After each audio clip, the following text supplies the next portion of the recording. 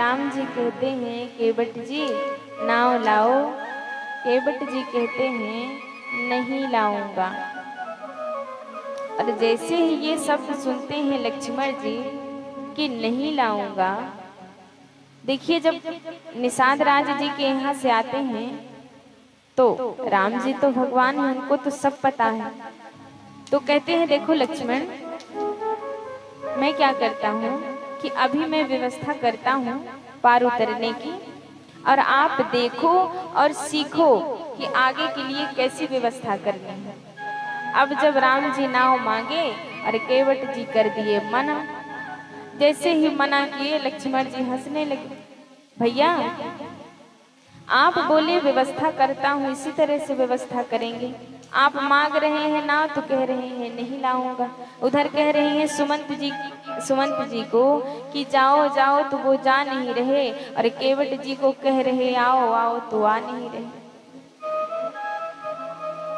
ये क्या, ये आप कैसे बोल रहे हैं, ये तो आने के लिए तैयार नहीं हो रहे हैं। राम जी कहते हैं ये मेरा भक्त है।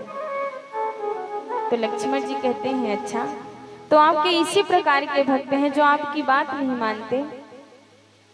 राम जी कहते हैं कि अब है तो ऐसे तो बताऊं क्या, पर लक्ष्मण बताऊं तुमको कि जब मैं घर से चला था ना तभी मेरी बोहनी जो है बिगड़ गई थी। लक्ष्मण जी बोले भैया बोहनी बिगड़ गई थी कैसे? लक्ष्मण जी कहते हैं कि भैया क्या कह रहे हैं बोहनी बिगड़ गई थी? राम जी कहते हैं हाँ, जब मैं घर से चला ना तभी मैं समझ गया था कि अब कोई रास्ते भर मेरी बात नहीं मानेगा। बोले क्यों भैया?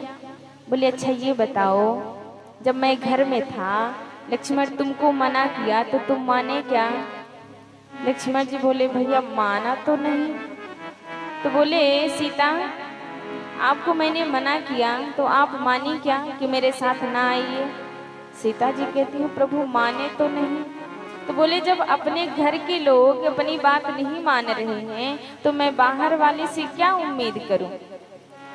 और मैं तभी समझ गया था कि अब रास्ते भर कोई मेरी बात मानने वाला नहीं मिलेगा।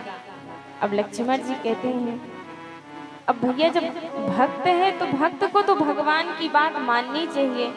बोले थोड़ा अटपटे से भक्त है, मानेंगे पर देर से मानेंगे। कहते हैं अच्छा। अब आ गए केवट जी, जानते हैं बहुत दूर नाव ले जाकर कि कहीं राम जी आकर और बैठ जाएंगे तो बीच गंगा में जाकर नाव को ले जाकर खड़ी करके और वहीं जाकर बैठे थे। तो राम जी, अब केवट जी को ये लगा कि यदि मैं किनारे नाव करके बैठा रहूंगा और राम जी आएंगे बैठ जाएंगे तो मैं उतार कर थोड़ी बोलूंगा कि अब पैर धोना है, और दूर रहूंगा तो आकर बैठ नहीं पाएंगे। अब जब राम जी ने नाव मंगाई तो धीरे से नाव को लेकर केवट जी आते हैं और आकर कहते हैं कि देखिए जब तक आप पैर नहीं धुलाएंगे तब तक हम अपनी नाव में आपको नहीं बैठाएंगे। लक्ष्मण जी बोले अब ये क्या नौटंकी शुरू कर दिए, पैर धोने का या ये कहां से आया? कहने लगे देखिए मैं सब जानता हूं, मैं सब जानता हूं कि ये कैसे हैं। लक्ष्मण जी बोले कैसे हैं? कहते हैं कि छुअत सिला भई नारी सुहाई, पाहन तेना काठ कठिनाई। और कहते हैं कि कहें तुम्हारे मरम मैं जाना। लक्ष्मण जी बोले इधर आओ इधर आओ इधर आओ। क्या बोले? तुम भैया का मरम जानते हो?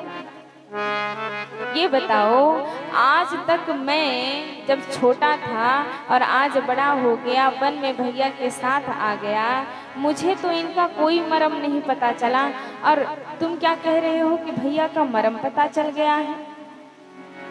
केवट जी कहते हैं आप नहीं जानते हैं कोई बात नहीं, पर मैं तो जानता हूँ ना कि आपके भैया कैसे हैं।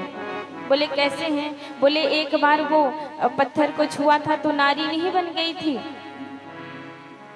लक्ष्मण जी बोले कि बन तो गई थी, बोले आप बताओ कैसी बनी थी? जब छुए उस पत्थर को तब ना बनी। लक्ष्मण जी बोले हाँ ये तो मेरे सामने हुआ था, भैया ने पैर रखा और वो नारी बन गई। बोले आप बताओ कि ये लकड़ी मजबूत होती है कि पत्थर? तो लक्ष्मण जी बोले अब होता तो पत्थर मजबूत है। तो बोले जब पत्थर मजबूत होता है और वो स्त्री बन गई तो मेरी तो ये सड़ी सी एक नाव है जो पानी में पड़े पड़े दिन रात सड़ गई है। इसको तो जैसे ही पैर छूने भी ना पाएंगे, चरण रज से ही ये कहीं नारी बन गई। तो लक्ष्मण जी कहते हैं तुम कितने बड़े मूर्ख हो, ये बताओ जब से भैया चले हैं और यहाँ तक आ गए तो एक ही पत्थर भैया के पैर में लगा जो नारी बन जाएगी, किस प्रकार से बात कर रहे हो? केवट जी कहते हैं इतना तो मैं भी जानता हूँ। केवट जी कहते हैं इतना तो मैं भी जानता हूँ। बोले क्या जानते हो? बोले ये सब पत्थरों को नहीं होता। बोले तो? बोले जिसको ये संकेत करके कहते हैं कि ये वाला, जैसे उन्होंने पूछा कि ये शिला कैसी है, उस पे उंगली करके रखे कि ये शिला कैसी है, तो विश्वामित्र जी बताते हैं उसी प्रकार आज मेरी नाव को उंगली दिखाकर कहते हैं कि केवट नाव लाओ, तो ये सब नाव को होगा भी नहीं। और मेरी नाव को देखकर प्रभु ने कहा है और मेरी नाव पर असर हो जाएगा। भैया मैं तो लेकर अपनी नाव को नहीं आऊंगा।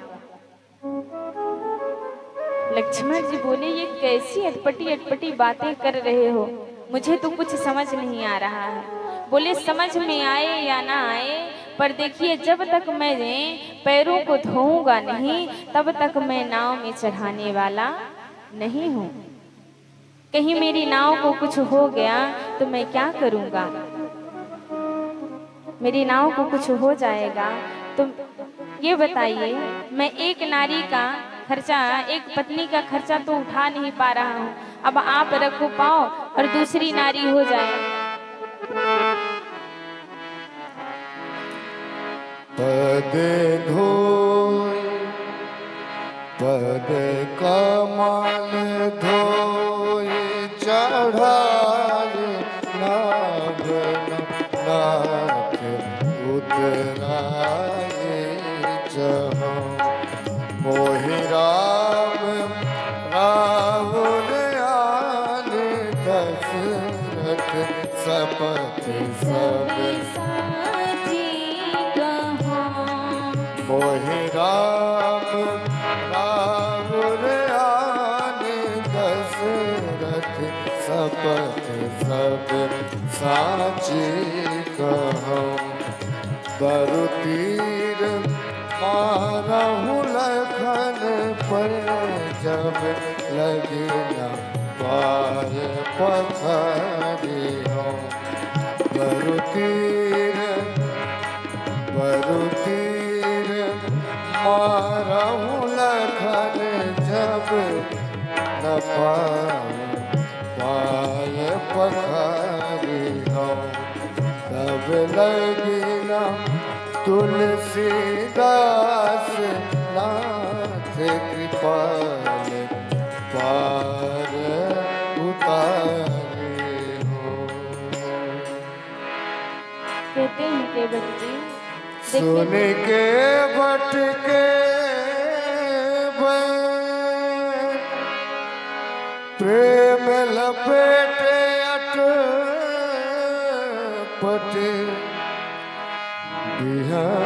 से करुणा